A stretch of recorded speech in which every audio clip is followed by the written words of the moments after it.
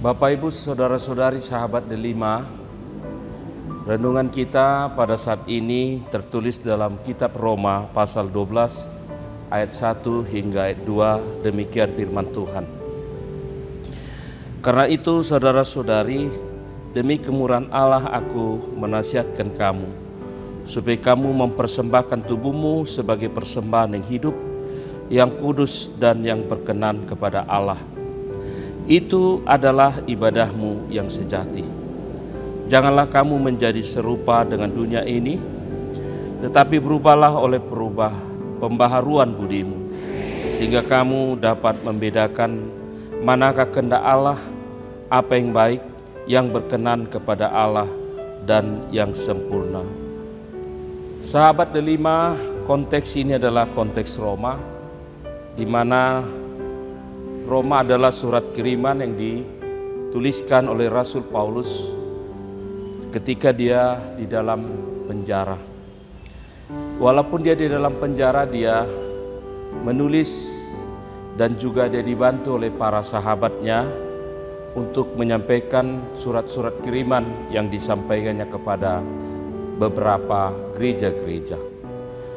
Bapak, Ibu, sahabat delima, daripada teks khotbah ini adalah untuk menceritakan bagaimana kita adalah manusia ciptaan Allah.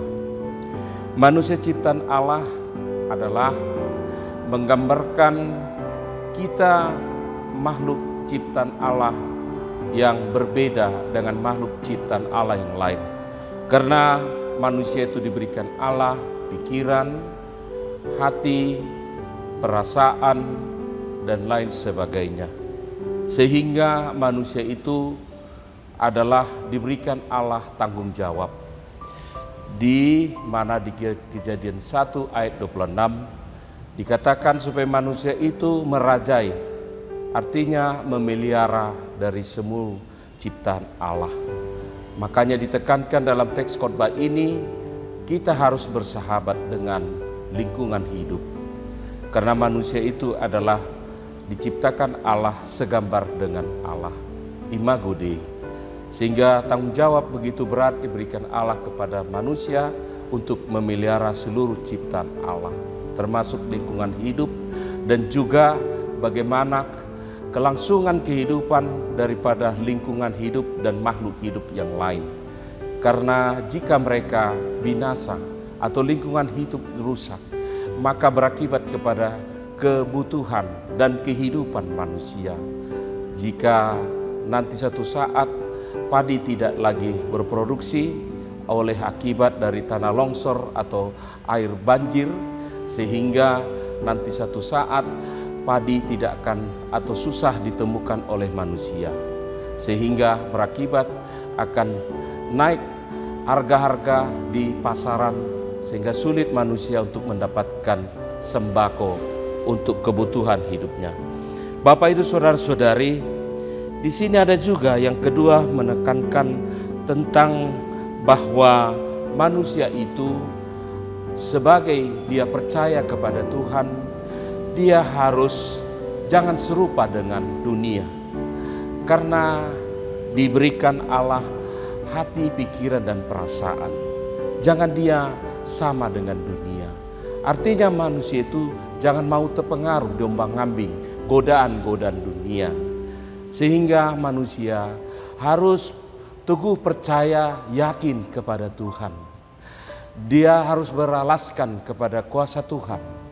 Sehingga manusia itu dalam menghadapi suka dan duka, dia harus bersama dengan Tuhan.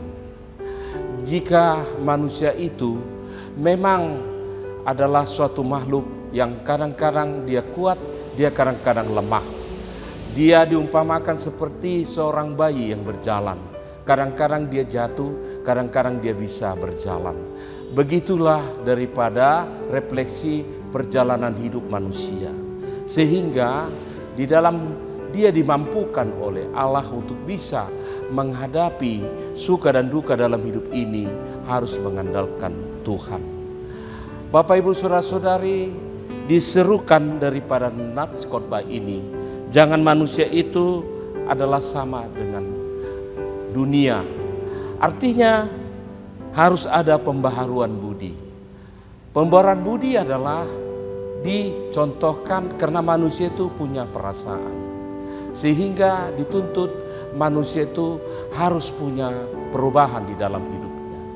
Jangan mau dia selalu tergiur dengan godaan-godaan dunia. Jangan mau dia sama dengan dunia. Jangan dia mau tergoda oleh karena dunia. Bapak Ibu Saudara-saudari, itu artinya manusia itu harus berbeda dengan ciptaan Allah yang lain. Sehingga manusia itu harus selalu berhubungan dengan Allah. Saya umpamakan seperti manusia yang seperti anak-anak yang bermain layang-layang. Sepanjang benang layang-layang itu tidak putus, bahwa layang-layang itu masih dikendalikan pemilik daripada layang-layang itu sendiri. Jika daripada benang layang-layang itu putus, siapakah yang mendalikan layang-layang itu? Artinya yang mendalikan angin dan dunia ini. Begitulah hubungan antara manusia dengan Allah. Kita tidak boleh putus hubungan dengan Allah. Karena jika manusia putus hubungan dengan Allah, kemanakah nanti arah daripada kehidupan manusia? Kita harus tetap berhubungan kepada Allah.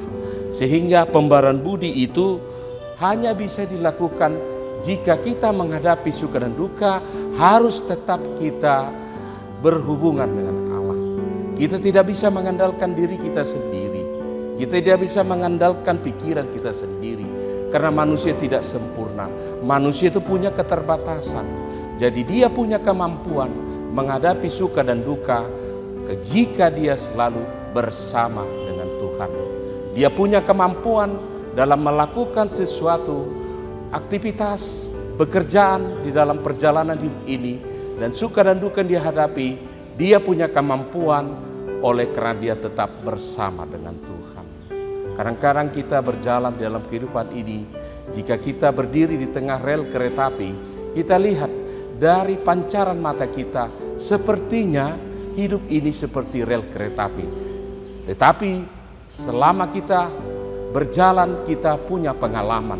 Hidup ini bukanlah lurus, pasti banyak yang harus kita hadapi. Kadang-kadang seperti gelombang laut, kadang-kadang seperti bagaimana kita berjalan membawa mobil, banyak bukit-bukit yang kita hadapi, banyak kerikil-kerikil tajam yang kita hadapi. Jika kita punya kemampuan tidak bisa mengandalkan pikiran kita, kita harus mengandalkan kuasa Tuhan supaya kita bisa punya kemampuan menghadapi suka dan duka. Ora et labora, bekerjalah sambil berdoa. Amin.